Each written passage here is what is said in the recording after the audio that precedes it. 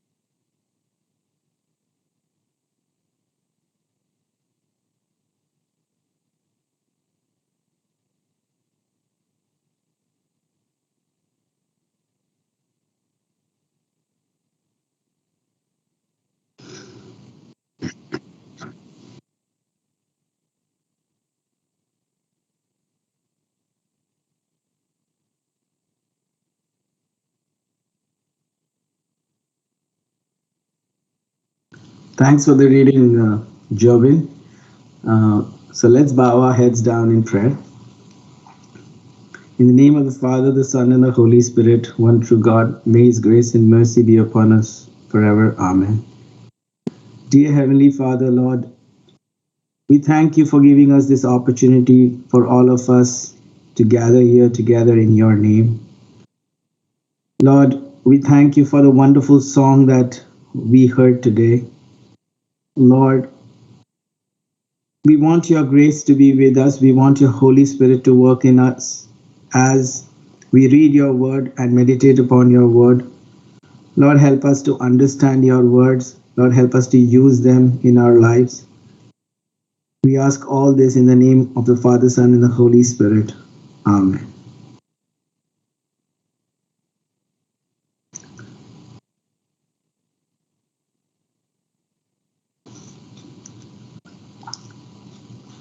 So, we all know that we are in the season of Nativity, and our church commemorates one event every Sunday as we proceed towards the Feast of Nativity. And today's Gospel reading is about the Annunciation to Saint Joseph, about the birth of Jesus. So before we go into this passage, let's talk a little bit about the Gospel and the Gospel writer. So from the Gospel of Saint Matthew, it is one of the synoptic Gospels. It is one of the two Gospels which actually narrate the nativity of Jesus. The other two Gospels, Saint Mark and Saint John, do not talk about the nativity of Jesus. So these are the Gospels from where we can actually get an account. When we add the Gospels of Saint Matthew and Saint Luke, we get the story of the nativity of Jesus. Now we all know that the target audience for this gospel is the Jewish community.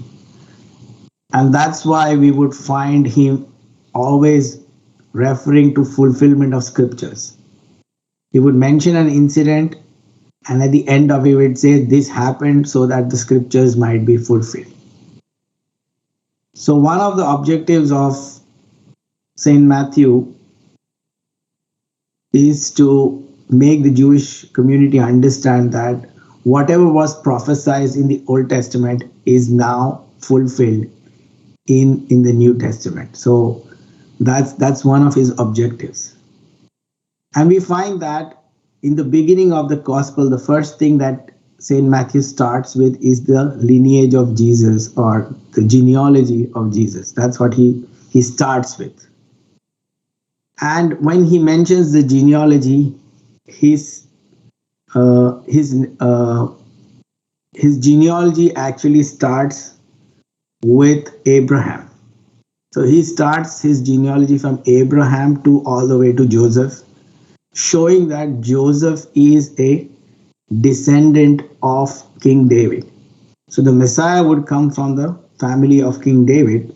So he mentions all those people, and then he tries to prove that that Jesus is a descendant of David through his father Joseph. Now we know that biologically Joseph was not his father, so then we would want to question, why is Saint Matthew actually trying to prove the lineage of Jesus from his father's side when he is not his biological father? But I mean, he's his legal father. So in the Jewish system, there are two things: you can have a biological father and you can have a legal father. So both are there. So he's saying legally Jesus is coming from the genealogy of King David through Joseph, and that is what he's trying to prove here. And in contrast with the Gospel of Saint Luke, the nativity account of Saint Matthew actually starts with Saint Joseph. Luke starts with Saint Mary. So that's the difference here. So he's giving the account from the perspective of Joseph, and whereas Saint Luke is giving the account from the perspective of Mary, and he starts with the account of Mary. So the first part, just before this this passage, is there's the genealogy of Jesus is traced only from Abraham, whereas Luke, he traces the genealogy all the way from Adam. So from here we know that Luke is writing a gospel for the Gentiles. So he's taking not only the Abrahamic religions, but he's taking all the world, that everybody is like he's got a broader view here. Now although it is a male dominated society, and women and children are not given that much of significance in the Jewish society, but we find that Saint Matthew here goes and names women actually in the genealogy, and certain women he names. Five women are mentioned, out of only 4 people are named. And the women that are mentioned in this are one is Rahab, one is Ruth, and then there is Tamar. He doesn't mention the name of Bathsheba, and he decides to call her the wife of Uriah. He doesn't name her, he just says wife of Uriah, but he mentions that he's not trying to hide the fact that Bathsheba was actually the wife of Uriah. So he says who was the wife of Uriah. And then finally he comes and names Mary. And we can see from all this that Rahab, the kind of women that he names, that it just goes to show that like Rahab was a prostitute. Tamar also actually had an offspring from her father-in-law. Bathsheba had committed adultery. So we find that all these women, and even and Ruth was actually not a Jewess. She was a Moabite. She's not of Jewish descent. So we find that all these women are mentioned and they are important. It just goes to show it is not about all righteous people. It is also about all sinners who are part of this and whom the Jewish community will consider as sinners. And it's also everybody is part of this genealogy. And that genealogy is also very different from Luke, because as per Matthew's genealogy, Saint Joseph is a descendant of King Solomon. Whereas in the genealogy of Luke, Saint Joseph is a descendant of Nathan, one of the sons of, he is not one of the prominent sons of King David. So there is a kind of a contradiction here, because Saint Matthew says that Joseph's father's name is Jacob, whereas Saint Luke mentions that his father's name is Heli. So right there, like just the father of Joseph itself, there is a contradiction. And many scholars have tried to explain this, and the most accepted theory for this is not that uh, is that Matthew actually mentions the genealogy of Joseph, whereas Luke mentions the genealogy of Mary. So Mary is also a descendant of King David, and the genealogy that he mentions is of Mary, and Matthew is mentioning the genealogy of. Now, although Luke is mentioning the genealogy of Mary, he says that the father of Joseph is Heli. So it is believed that Heli did not have any male children, and that is why he eventually adopted Joseph as his son, and that is why he is also called as his legal father, and that is why he is also a descendant of that family. So that is what is accepted. The Orthodox Church accepts that explanation, that Luke actually mentions the genealogy of Mary, and that is why in our prayers we say that, David Putri, David in Magal Kanni, and all those things we say is because we believe that Mary is a descendant of David. So the Messiah is going to be from the family of David. But Prophet Jeremiah also said that none of the descendants of King Solomon will ever sit on the throne.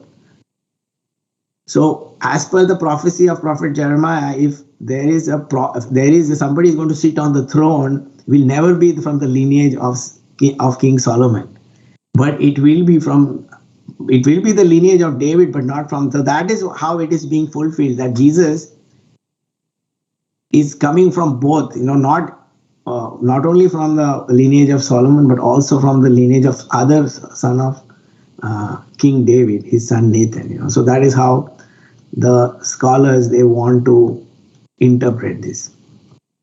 So moving into the passage. So he's talking about, this is how the birth of Jesus took place. And after his mother Mary was betrothed to Joseph, before they came together, she was found with the child of the Holy Spirit. Now we know that Joseph was betrothed to Mary, and in the Jewish community, the marriage is a 3-step process, where the first step is when the parents actually come together, and there is something called like an engagement, where we decide that the daughter and the son are going to get married. So the parents actually decide. Normally this happens in their childhood, and when they grow up, they have the betrothal ceremony, where they will decide the terms of the marriage. Most of the time the boys need to pay a price to the girl's father, and once that is fulfilled, then the marriage ceremony is held, and then it's the third step that takes place, which is the marriage proper. So Joseph was betrothed to Mary, and we know that Mary was living in the temple till she was 12 or 14 years old, and then she had to leave the temple. Now there are many theories. We don't know what is the exact theory, which is the right theory, because there is this proto-evangelion of James, which talks about the life of Mary, but that is an apocryphal document, and it was written in about 150 AD. So there's not a lot of weightage being given to that document. So there are two theories about. One is about Joseph being an old man who was married. Now our Orthodox Church uses that as the explanation, that Joseph was already married. He was a widower. He had 4 children and some daughters also. He had 4 sons and some daughters he had. And then his wife passed away, and they wanted to Mary had to leave the Jerusalem temple, so they had to find a person who will take care of her. So they chose Joseph to do this, and he agreed to do that. So The Orthodox Church likes to go with this explanation and accepts this explanation because it helps them to uh, establish the fact that Joseph was very old, so then he never had any relations with Mary, and Mary was ever virgin. Because the Orthodox Church believes that Mary was ever virgin. So Joseph actually never had any physical relations with Mary, and and Mary was like that throughout her life. So that is what the Orthodox Church believes. The Catholic Church also believes the same, but they go to a little more extent, saying that Mary was like immaculate from birth. But that's not what we accept. The Catholic Church has a little bit of different understanding about Joseph, which we will talk about later. But uh, so here she was found with the child of the Holy Spirit. Now, the Jewish understanding of the Holy Spirit is different from what we have. In the New Testament, we know the Holy Spirit in a different sense altogether. But in the Old Testament scriptures, the Holy Spirit meant that because it spoke through the prophets. So when the prophets prophesied, they knew that the Holy Spirit of God is talking through the prophets. So one of the things that the Holy Spirit does is that it brings God's truth to men. The prophets, when they speak, the God's truth is brought to the men through the Holy Spirit.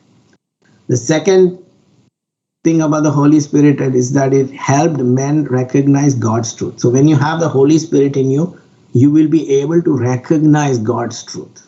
And that is what enables you to recognize God's truth. And they also believe that God created, the creation has happened through his Spirit. Like when God created, the Spirit of God, went over the waters, and all those things are mentioned in Genesis. So the Holy Spirit has its role in creation, and it has the ability to recreate, because when we talk about Ezekiel and the dry bones, he's saying, so in that we see that it has the ability to give back life. So the Holy Spirit, that's why we say is the life-giving Lord of all. So it has the ability not only to create but also to recreate. So that is the understanding, or the Jewish understanding of Holy Spirit. So this statement which says that before they came together, she was found with the child of the Holy Spirit. Okay, now Saint Matthew is specifying right in the beginning here that she was found. It's not saying that she was found with child, but he's saying that she was found with the child of the Holy Spirit. So he's making it very clear here that it was known. So then Joseph, her husband, being a just man and not wanting to make her a public example, was minded to put her away secretly. Now, Joseph is called a just man. He's called her husband even before marriage, which is because the betrothal is binding. If you break the relationship after betrothal, you're supposed to sign a bill of divorce, and then only you can be separated. So when people are betrothed, they are man and wife already. Although the marriage ceremony has not been done, but they're considered as husband and wife already, although they don't live together. And after a year, when they get married, they live together. So if you are betrothed and if you want to leave your wife for some reason, then you have to sign a bill of divorce, and you have to. But because Mary was with child and Joseph was a just man. So what kind of just man is Joseph? So when we think about it, there are different explanations here. There are many schools of thought, and we don't know exactly which is the right thought. Now, some of the thoughts are accepted by our Orthodox Church, some are by the Catholic Church, and Protestant Church has a completely different view about it. So being a just man is also, in other words, he's also called a righteous man. So Joseph was a righteous man, and he was recognized as a righteous person. So there are two theories here. One is the suspicion theory. So the suspicion theory, many church fathers wrote about this and tried to explain this. Okay, so Saint Ambrose, he says that, Saint Matthew has beautifully taught how a righteous man ought to act. That who has detected his wife's disgrace, to keep him guiltless from his. So he's a just person. So he want to be guiltless of her blood and yet pure from her defilement. And therefore, being a just man, okay, that is thus is preserved throughout in Joseph the gracious character of a righteous man, that his testimony may be more approved. For the tongue of the just speaketh the judgment of truth. So, as per Jewish law, if a woman is found with child before she is married, when she is betrothed, then she is supposed to be stoned to death. So he does not want to be the person, because he cannot believe how Mary, he does not know whether Mary cheated on him, but he knows that she is with child and he does not understand how she is with child. So he does not want to be the person who is guilty of her murder. At the same time, he does not want to accept her and be defiled by that. So that is why he is trying to secretly divorce her, so that it is not made public, so that Mary is not disgraced in public. And Saint John Chrysostom says that, but it should be known that just here is used to denote one who is in all things virtuous. For there is a particular justice, namely the being free from covetousness and other universal virtue, in which sense Scripture generally uses the word justice. Therefore, being just is kind, merciful. He was minded to put away privily her who according to the law was liable not only to dismissal but to death. But Joseph remitted both, as though living above the law. For as the sun lightens up the world before he shews his rays, so Christ before he was born caused many wonders to be seen. So that's what St. John Chrysostom says. He says that being just does not mean that you have to follow the law and make sure everybody gets the punishment. That is not being just. So being kind and being merciful is also part of it. And that is where the greatness of Saint Joseph is, that he's not only he follows the law, but he is also merciful. For him, he is the one who follows the law, because the law is the one which should protect the people. If a sin has been done against only one person, and then you can actually forgive the sin and not bring that person to judgment, there is a chance that you can correct that person. So you are actually doing more than what the law has actually required you to do. So this is where Saint Joseph is one step ahead. That he is not the one, although he has the authority now because the law is on his side, that he can get people punished, but he decides to show mercy and kindness towards Mary and not make her a public disgrace, and not and saves her from punishment. So that's what we see, and that is the suspicion theory is the one which is actually followed by the Orthodox churches because of what our early church fathers wrote. Because even we can see, in our liturgical prayers also, we find that the suspicion theory is the one which we say. If you look at the song of this day, the post-gospel hymn of this day, you will find that the first line itself talks that about the suspicion theory being there. So in contrast to this, there is another theory called the pious theory. Okay? The Catholic Church actually follows the pious theory. Saint Jerome said that, but how is Joseph thus called just when he is ready to hide his wife's sin? For the law enacts that not only the doers of evil, but they who are privy to any evil done shall be held guilty. And Origen also says that, but if he had no suspicion of her, how could he be a just man and yet seek to put her away, being immaculate? He sought to put her away because he saw in her a great sacrament to approach which he thought himself unworthy. Now there is some credibility to this theory when you read about it, is that Saint Matthew in the beginning itself, he refers to this, saying that she was found of child through the Holy Spirit. So it's clear that it is through the Holy Spirit. So perhaps Mary would have already told Joseph that she has conceived through the Holy Spirit. Now they believe that Joseph, when he comes to know that Mary has conceived through the Holy Spirit, now is fearful, because now Mary is in another level, and she is, I mean, the Holy Spirit of God is in her. Now, how can he take a woman whom God himself chose as his wife? How can he even think about this now? And because she's now become like a great sacrament. And his predecessor, which is David, in the book of Samuel, we find is that David was afraid of the Lord that day, and he said, how can the ark of the Lord come to me? David was scared of taking the ark of covenant to his city. He would not move the ark of the Lord to his city. He was scared because he was not worthy to receive that ark. So he took it aside to the house of Obed. So another person's, Obed Edom the Gittite, he takes to his house, and the ark of the Lord remained in the house of Obed Edom of the Gittite for 3 months. So this is about a person who understands the holiness of God, and he's not finding himself worthy.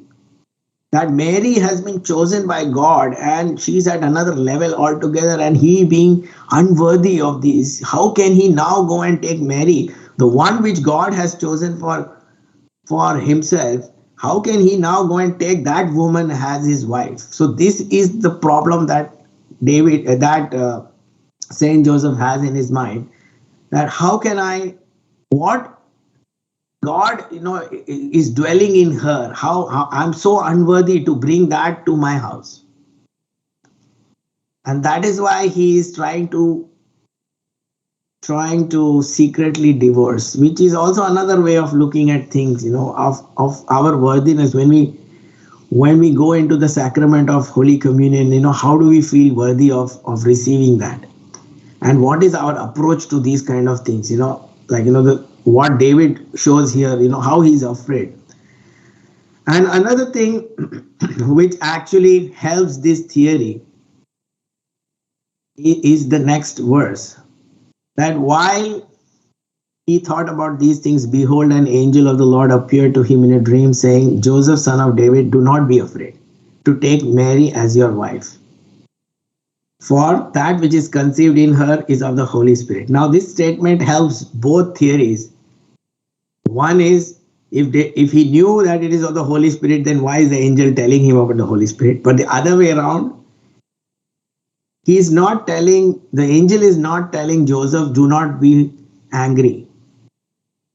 Do not be angry with your wife. He's not saying that. The angel is saying, do not be afraid. This is a very important term. Do not be afraid to take, because he is afraid to take Mary as his wife.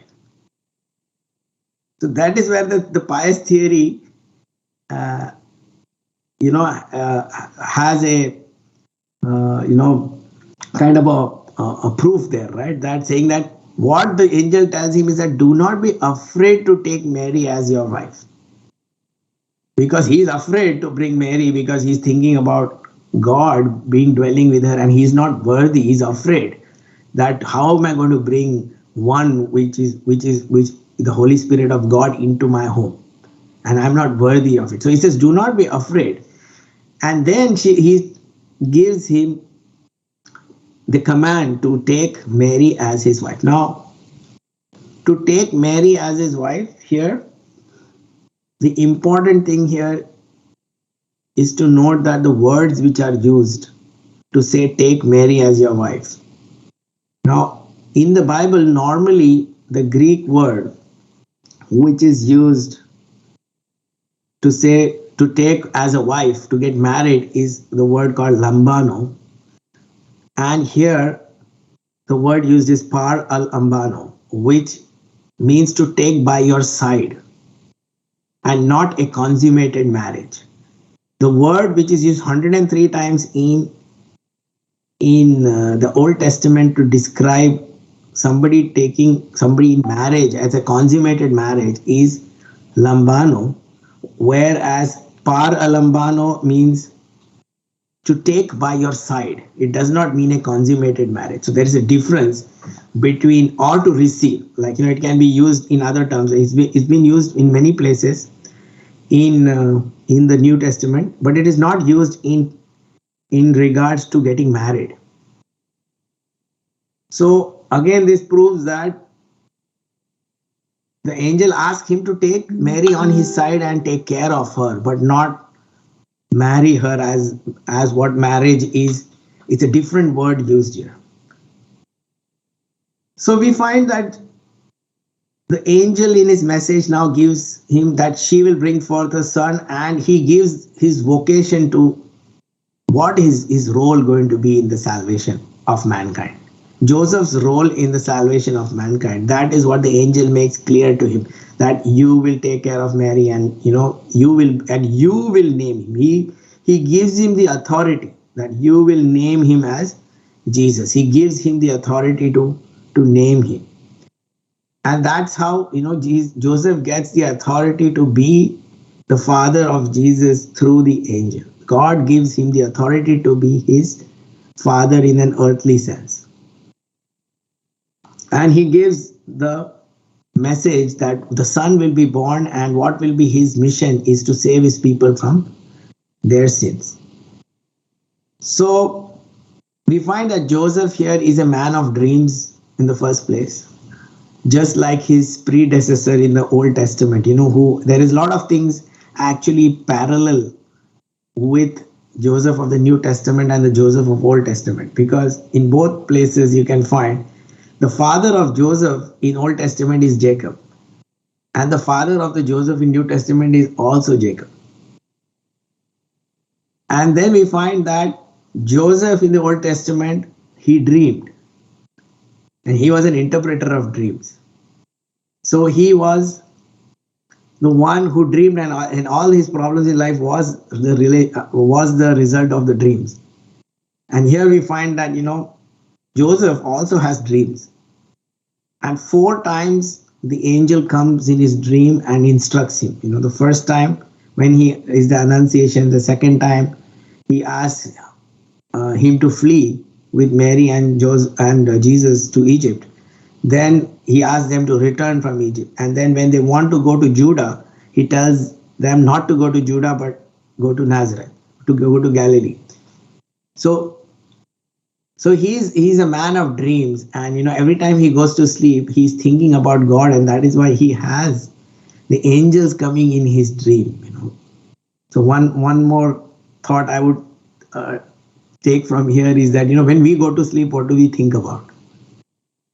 Our dreams. Do we see angels in our dreams? Do we think about what are we thinking when we go to sleep to get that kind of dreams? So this man is the man who when he sleeps, he dreams, and he dreams angels in his dreams, and he takes instructions from those angels in his dreams.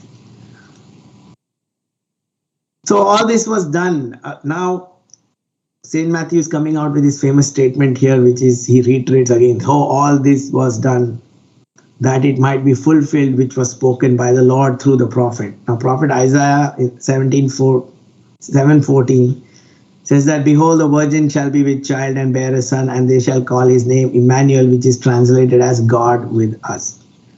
So that is where St. Matthew is now saying that he describes the incident, and now he's giving the Bible reference of the Old Testament reference, and this happened to fulfill the scripture which was prophesied by prophet Isaiah.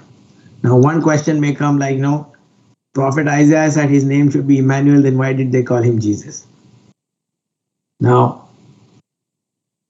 the word Jesus is a form of the word Joshua, like Yeshua. So it means God is salvation. Now there are many names the prophets have prophesied for the Messiah, and it's not that Jesus was called all those things. God with us is one of his